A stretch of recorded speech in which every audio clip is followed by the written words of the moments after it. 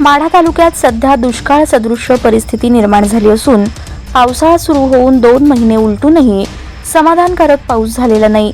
त्यामुळे सीना नदी परिसरातील शेतकरी व पशुपालकांसमोर पाणी टंचाईचे संकट उभे राहिले आहे।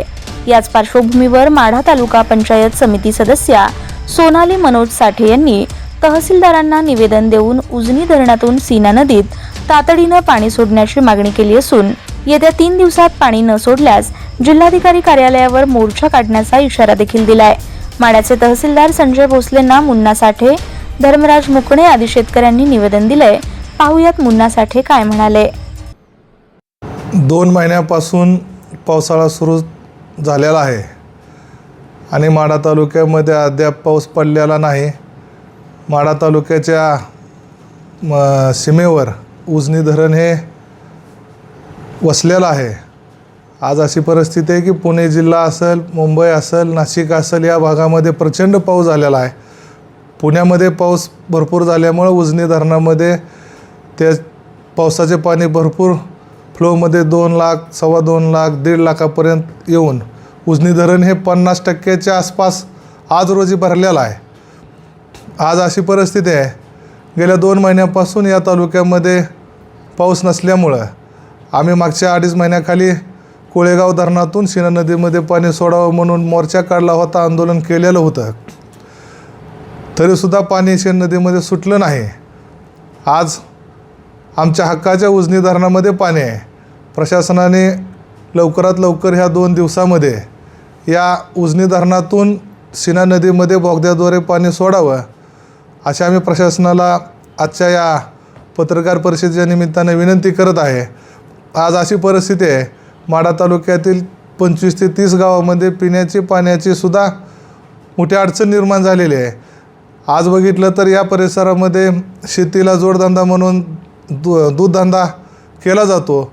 आज जनावर असतील, चांगल्या क्वालिटीच्या जर्सी गायी असतील, मुरा जातीच्या म्हशी असतील, या जनावरांना जर पाणी नदीतल्या खड्ड्यातलं पाजायचं म्हणलं तर ते अतिशय खरड पाणी आहे। त्या पाण्यामुळे जनावरं दगावली जातील अशी परिस्थिती आहे।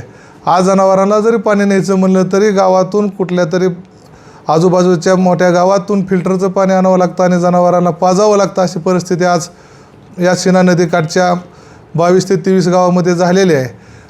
आता तरी प्रशासनाने उजनी धरणामध्ये 50% आसपास पाणी आलेलं आहे।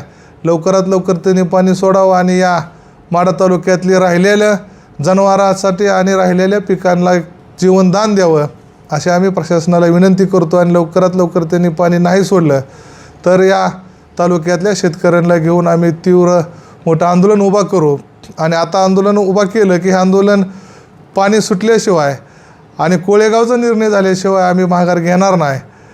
माझी परत एकदा विनंती आहे प्रशासनाला की लवकरात लवकर त्यांनी पाणी सोडून या माढा तालुक्यातल्या शेतकऱ्यांना वाचवावं। आता बघितलं तर सीनाकाठच्या परिसरामध्ये 15 ते 20% फक्त ऊस पीक हे जिवंत राहिलेलं आहे। आमचं 80% पीक हे पाण्याअभावी जळून गेलेलं आहे। गेल्या 8-9 महिन्याखाली तेच पीक महापुराने आमचं वाहून नेलेलं होतं आणि आज पाण्याच्या अभावी ते पीक आमचं जळतं आहे। मग माढा तालुक्याच्या शेतकऱ्यांच्या मनामध्ये मोठा प्रश्न निर्माण होतो आहे की खरंच आपण या भारत देशामध्ये राहतो आहे का पाकिस्तानमध्ये राहतो आहे, ही खऱ्या अर्थानं आमच्या शेतकऱ्यांच्या मनामध्ये येणारा हा प्रश्न आहे। ह्याचं उत्तर लवकरात लवकर या सोलापूर जिल्ह्याच्या कलेक्टर साहेबांनी ह्याच्यावर निर्णय घ्यावा आणि लवकरात लवकर त्यांनी पाणी सोडण्याची आमची मागणी मान्य करावी। अन्यथा ह्याच्या अगोदर आम्ही आंदोलन हे माढा तहसीलवर केलेलं होतं।